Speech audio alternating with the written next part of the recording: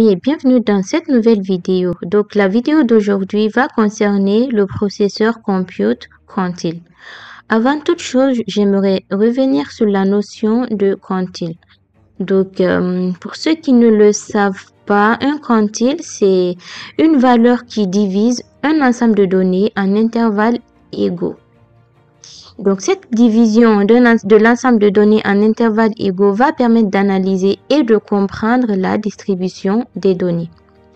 En gros, en fait, les quantiles vont aider à décrire la position relative d'une valeur par rapport à l'ensemble des données. Ils vont être utilisés dans des statistiques descriptives, mais aussi en analyse de la donnée. On va distinguer différents types de quantiles. On a d'abord ce qu'on appelle les quartiles. Les quartiles vont tout simplement diviser l'ensemble de données en 4 parties. On a ce qu'on appelle les déciles. Et les déciles, quant à eux, vont diviser l'ensemble de données en 10 parties égales. Enfin, on a les percentiles. Les percentiles vont s'intéresser à la division de l'ensemble de données en 100 parties égales. Ces notions sont importantes parce qu'elles vont permettre de bien diviser nos données en fonction de nos objectifs. Donc, pour notre exemple ici, on va aller sur notre jeu de données.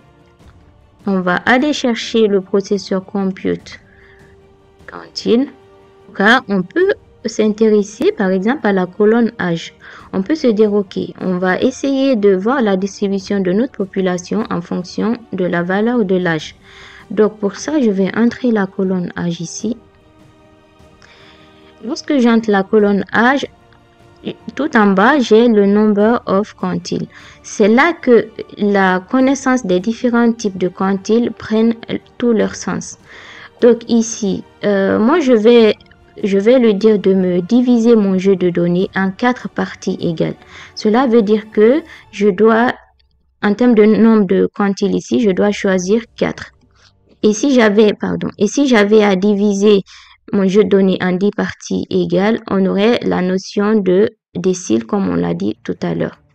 Donc, lorsque j'entre le nombre 4 ici, on voit bien que mon jeu de données a été...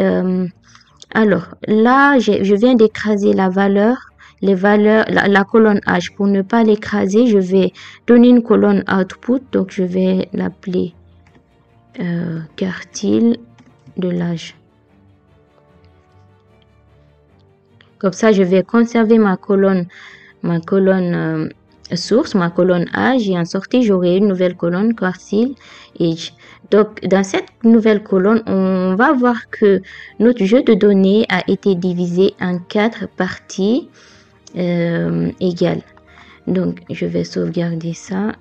Et on va revenir sur l'explication. Revenir à l'explication. Donc, ici, pour mieux expliquer, je vous propose de trier les résultats.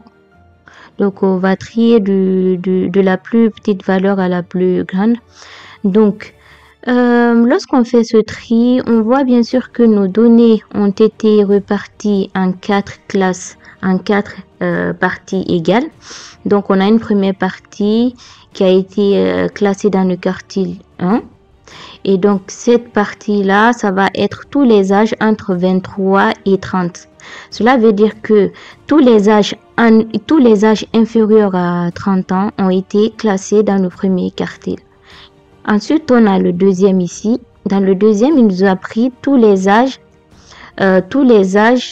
inférieurs à 39 ans. Donc, tous les âges inférieurs à 39 ans, mais supérieurs à 30 ans du coup, parce que tout ce qui est en dessous de 30 ans a déjà été classé. Du coup, on aura notre deuxième quartile qui va prendre ces valeurs-là entre 31 et 39. Ensuite, on va avoir le troisième ici. Donc, ça va être les valeurs comprises entre 40 et je ne sais plus combien, entre 40 et 45, ainsi de suite. Donc, pour chacune de ces classes-là, on va retrouver 25% de notre jeu de données. Donc, ça veut dire que notre jeu de données a été divisé en 4 quantiles, comme on l'a bien choisi ici. Donc là, je ne peux pas lancer parce que le moteur d'exécution de DataIQ sur lequel on est ne nous permet pas de d'exécuter le compute quantile, le processeur compute quantile. Je vais quand même essayer. Là, graphiquement, ça s'affiche. Visuellement, on a les résultats, mais lorsque je lance en sortie, on n'aura pas du tout de données. Donc, je vais mettre dans le jeu de données final ici. Et voilà, comme je vous le disais, on n'a pas de données.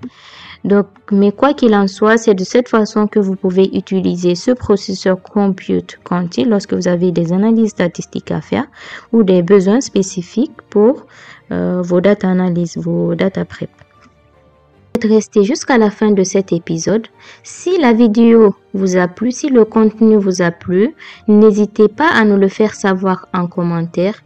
N'hésitez pas également à vous abonner à notre page Data Academy, à liker nos vidéos, mais surtout à vous abonner pour rester à l'affût de nos prochaines vidéos. Merci, à la prochaine.